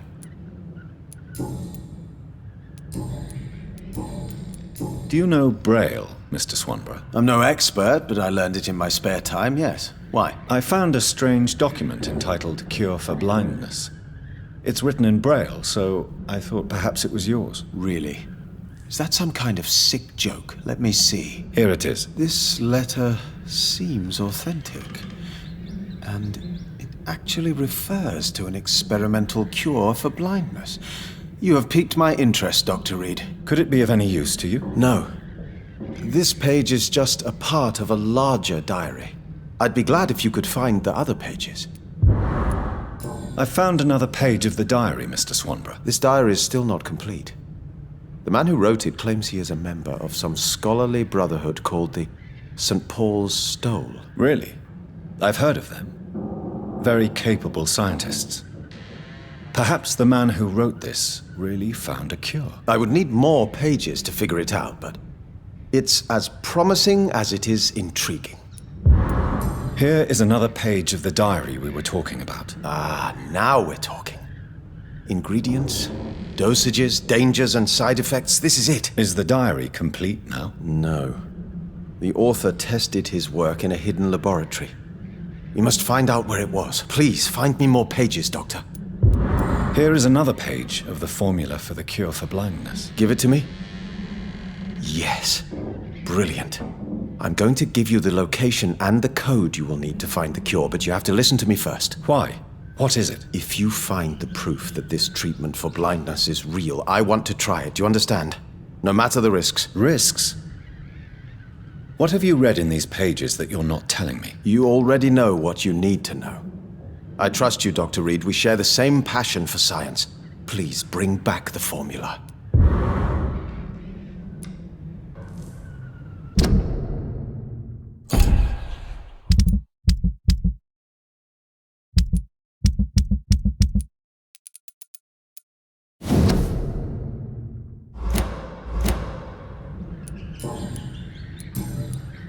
Goodbye, Mr. Swanborough. I'll leave you now. What kind of gentleman pays visits to people at this late hour? This is my territory. You cannot win this.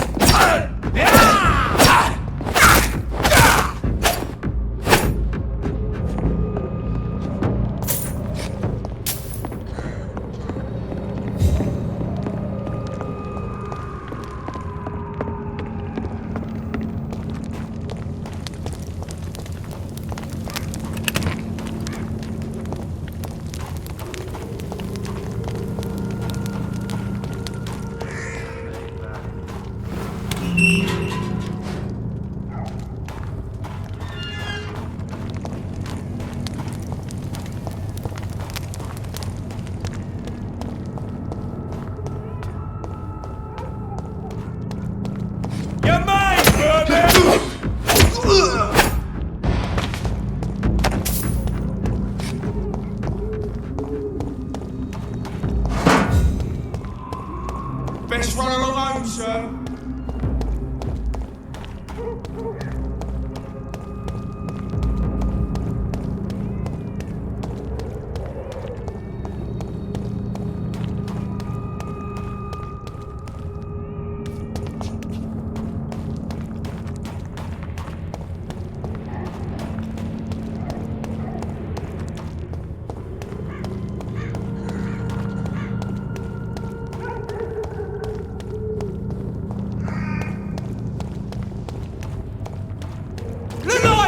It's on to us!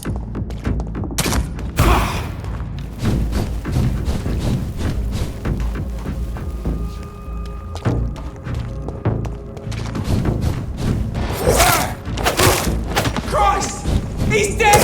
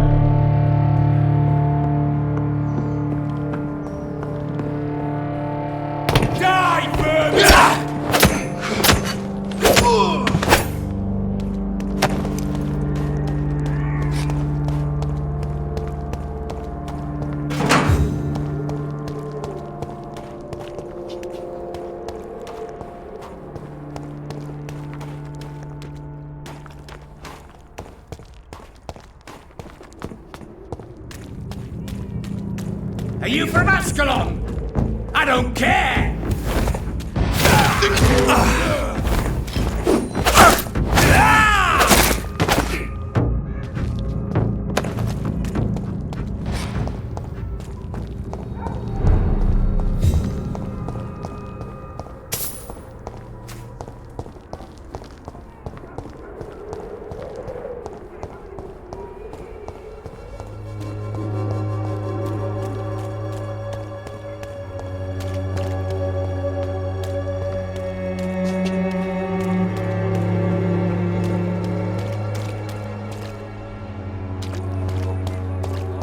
I'm cheap and I'm Good quality. Come on, take a look. Don't be afraid.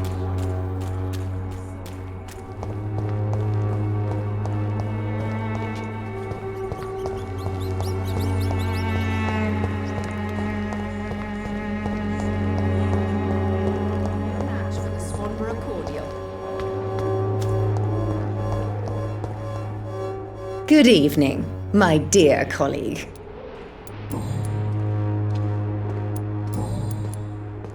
How is the sanitary situation evolving in Whitechapel these days? When people buy guns instead of medication, it means they have already traded hope for fear in their hearts. In my book, that's never a good thing, Doctor. Loretta, your miraculous formula wouldn't even cure a common cold, and you know it. The Swanborough's cordial's secret ingredient is hope, Doctor. And it's something people around here really need. A placebo effect is real and has benefit. But in your case, you could be murdering your customers who may die because they are not receiving the necessary medical attention. Medical attention? In Whitechapel? Trust me, my cordial is the best option they have, since it is the only one. Well, as it is a placebo of sorts, perhaps it may have some positive effect. See? You have to admit I'm doing some good. The Swanborough family is not poisoning anybody, Doctor. Loretta, why do you feel so guilty about your brother? I don't expect him to forgive me. All I can do is make amends for what I did. By making him a crook and a criminal. What if somebody decides to make him pay for your scam? Mason is totally capable of defending himself. Just leave us be. We're perfectly fine. I know how guilt feels between a brother and sister. Are you sure you're not trying to ease your own remorse? Mason wants to be useful, can you understand that? And chemistry is his passion, and the Swanborough cordial gives him a purpose in life.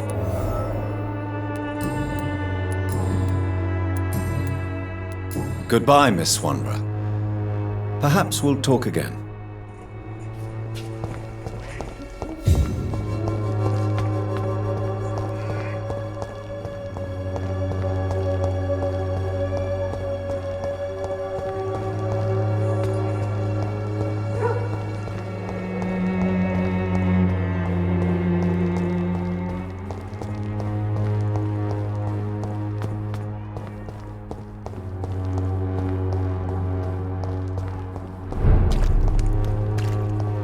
How dare you interfere with my hunt!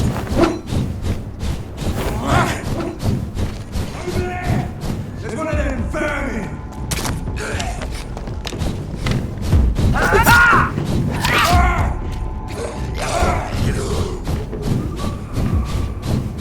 Well, Traitor. Show me how you defeated her! What is this truck?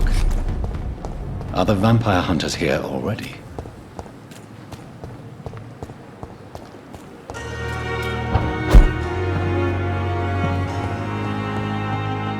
It's alive! It's alive! And it needs a name. I shall call you Lisa.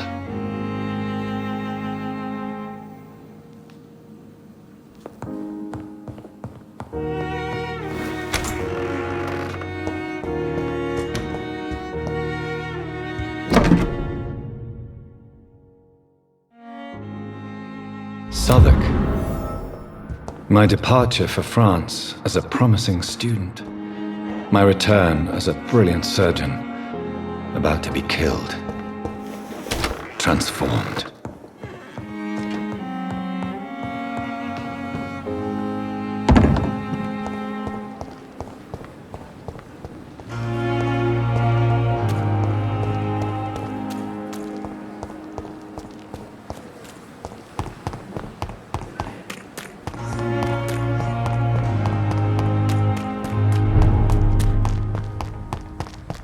Crush the leech, boys! Stop! Vampire!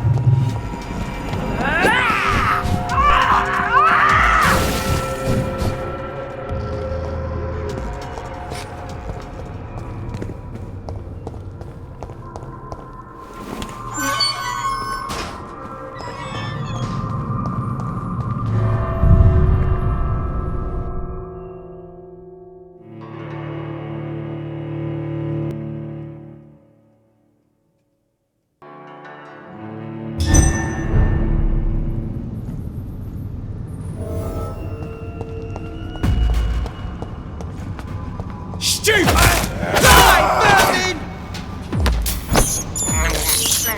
I can't believe I'm doing this. You're mine, Vampyr!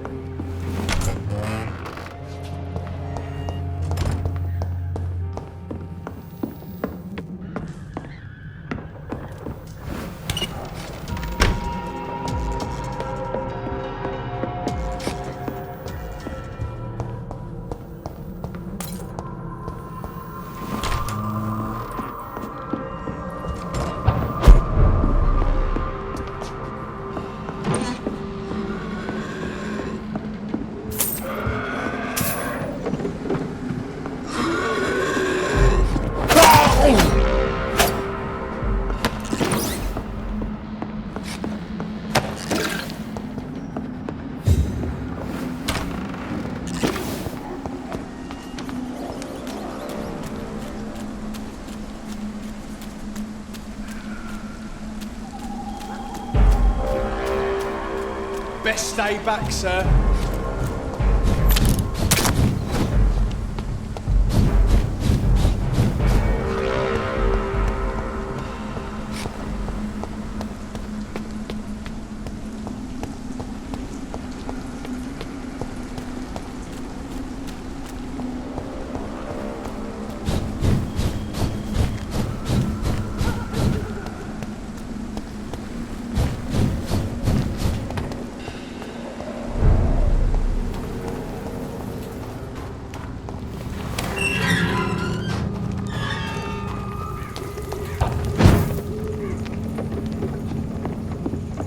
You're feeble! You cannot win!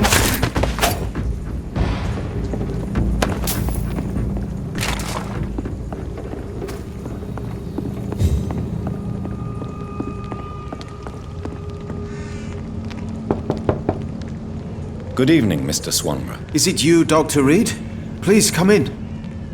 Tell me, how do you see the world these days? What can I do for you, Doctor?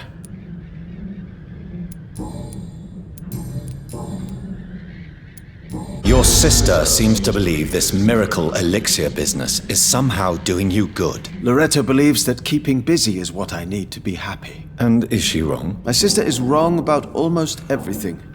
But as long as she thinks she's in charge, she can be nice. I have found the secret laboratory, and I have the formula. And the author of the diary, did you meet him? Yes. He was badly disfigured. Nothing more than a beast. And I cannot guarantee it wasn't connected to his experiments. I don't care. Give me the formula, Doctor. Here it is. But please, be very careful. You're entering uncharted territories here. This is what science has always been about, Dr. Reed. Thank you so much. I can't say it's been a pleasure, but we're both scientists, and I am grateful you asked me to undertake this search for you. I have something for you, then. It is the most precious thing I have to give. Even more important than the Swanborough secret recipe. There is really no need for payment. Please have it, Dr. Reed. I insist. I'm sure you'll find it more useful than I would. Goodbye, Mr. Swanborough. I'll leave you now. What kind of gentleman pays visits to people at this late hour?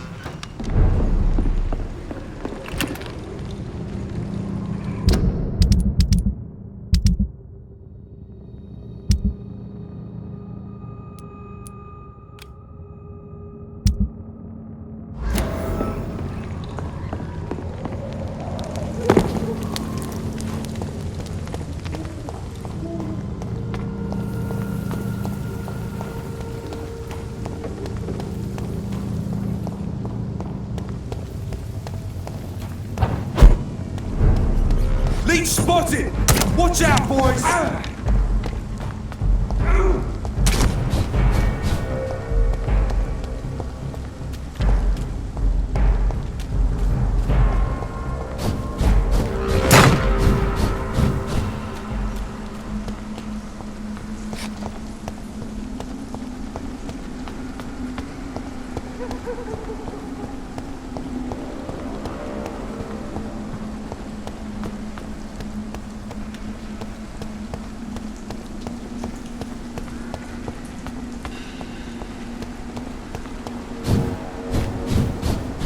Over there! There's one of them.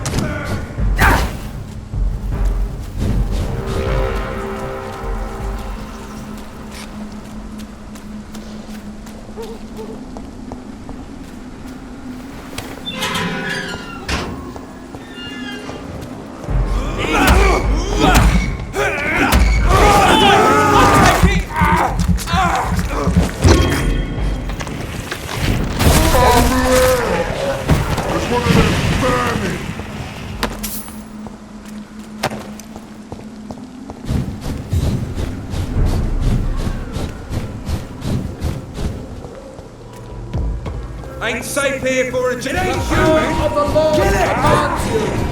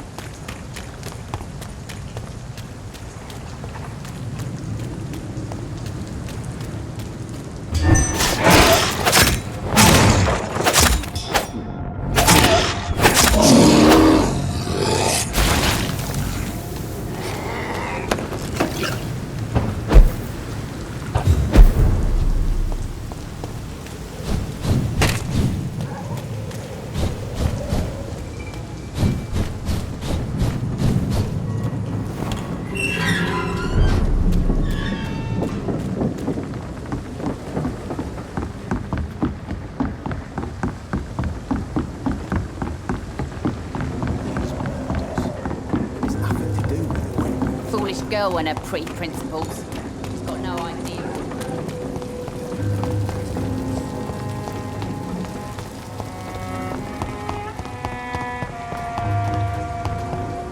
We don't need no wars to worry us.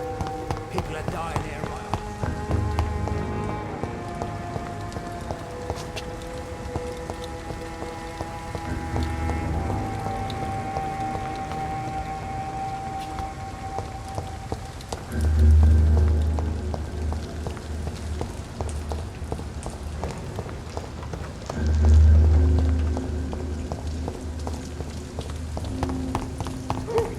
A darkness, and every dawn another death.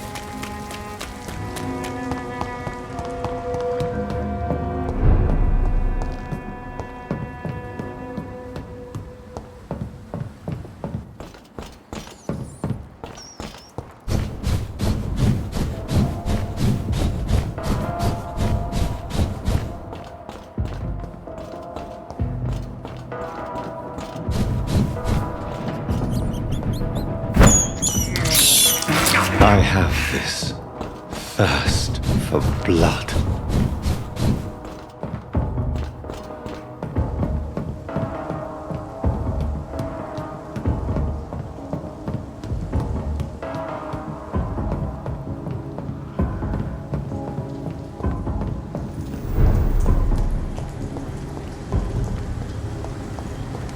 It's one of them!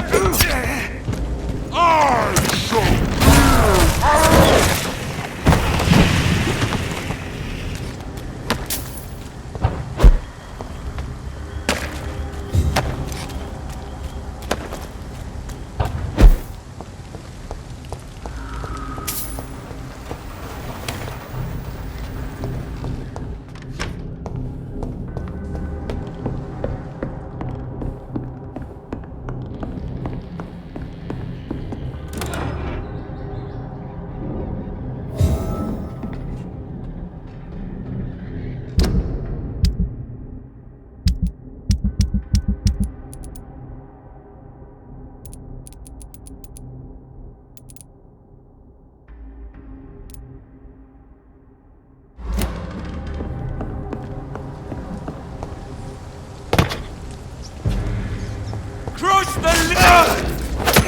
Die!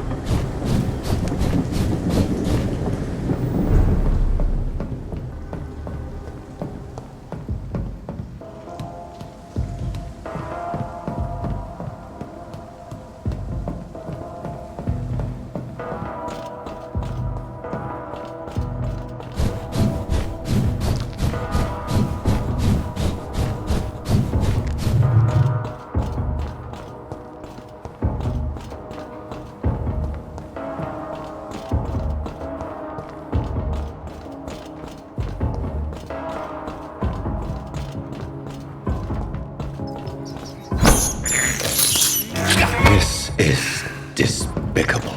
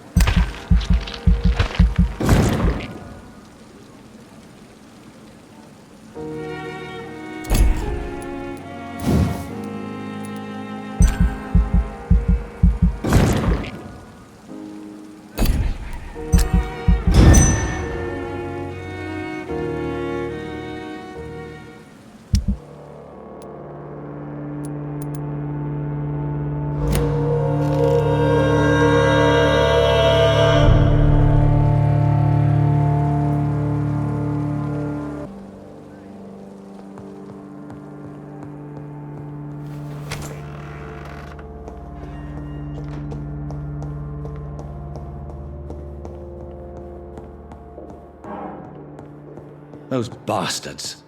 What have they done to Edgar? Looks like he's wounded. I better follow the blood.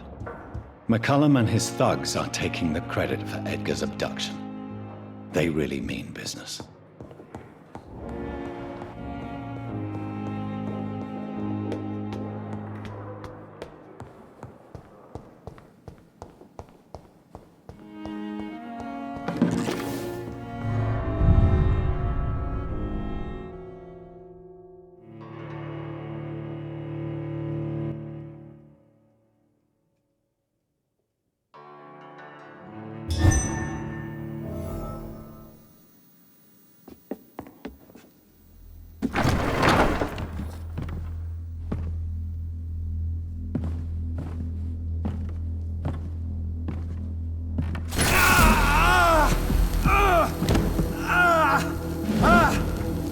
Ultraviolet curtains and orichalcum powder. Dr. Swansea's always been a resourceful bastard. I bet he never told you he had this installed in case of a vampire attack. Says a lot about how much he trusts you. What have you done with Edgar? Don't worry. We don't kill humans. Even if your friend is deserving of a little punishment for one. What are you talking about? We know everything. Swansea and you created this bloody epidemic. You aim to unleash another disaster just like William Marshall did. No! I'm trying to put an end to it. Just like you are. You're its progeny, aren't you? Where is the monster hiding? It's still in England, isn't it? I have no idea what you're talking about. Jeffrey, please listen to me. No tricks. That shit won't work on me.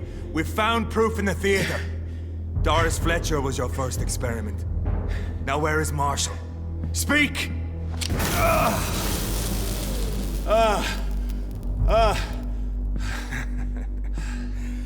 So much for modern technology.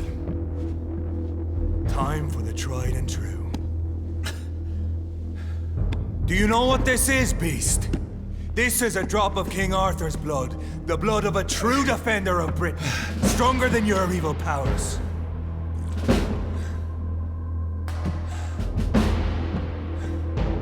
This is ridiculous. We're losing precious time. True enough. Soon I'll bring your head before your coward of a father. I know! It hurts, doesn't it?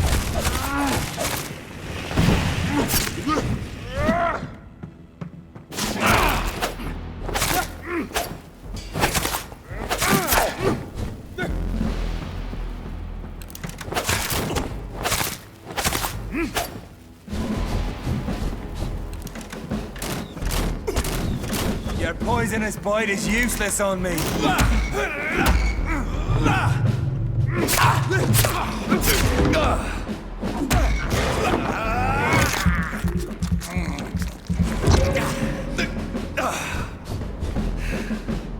The blood of a true defender of this land will protect me. Or pin you down!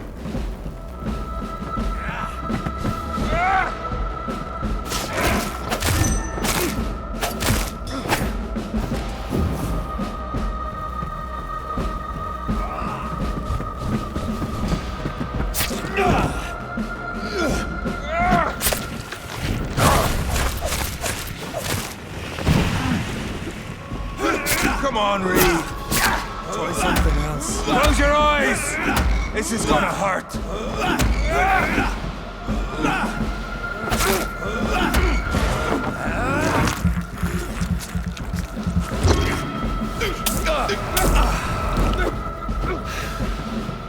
True light will cleanse you. Free wind prevails.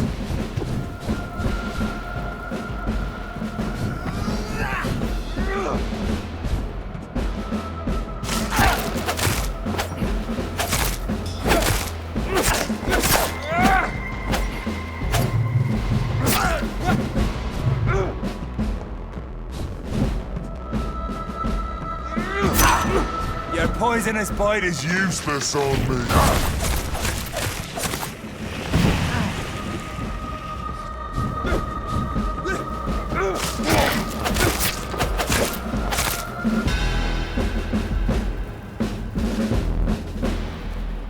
we are the guardian of justice. Priwen shall prevail. You can't accept the fact we're not enemies, can you? We always have been, and we always will be. Of all the evils that threaten mankind, your kind are the worst. I'm not saying we could be friends, you and I. But perhaps we could collaborate to put an end to this epidemic. Never! We are Priwen. We do not negotiate. We do not compromise. There is no way you'll ever let me be, McCullum. You'll always hunt me down, won't you? There is no escape, Leech. Kill me now. For there is no way you can sway me to your ideals.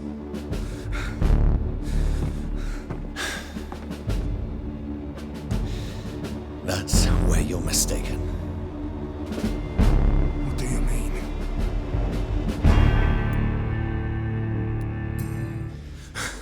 I'll make you a vampire. I'll make you one of us! No! Kill me! Prepare yourself, Hunter. You're about to be hunted, just like me. No! No! When I kissed my own goodbye, I had no idea what I was doing. But now I do. Consider this my kiss of Judas.